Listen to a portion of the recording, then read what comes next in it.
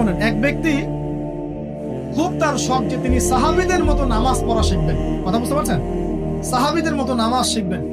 তো একজন বরেণ্য আলেমের কাছে এসেছেন, এসে বলছেন যে আমাকে সাহাবীদের মতো নামাজ শিখিয়ে দেন। তখন সেই আলেম আরেকজন আলেমের সন্ধান দিয়েছে, যা তুমি তার কাছে যাও, তিনি শেখাবেন। তো সেই ব্যক্তি তো অবাক হয়েছেন, কারণ যাকে প্রশ্ন করেছিলেন তিনি অনেক বড় মুহাদ্দিস, আর যার কাছে পাঠানো হচ্ছে তিনি অত বড় মুহাদ্দিস নন, কিন্তু আবেদ, আমল করেন। তাকে গিয়ে বলছেন উনি আমাকে পাঠিয়েছেন সাহাবী বলা নামাজ শিখিয়ে দেন।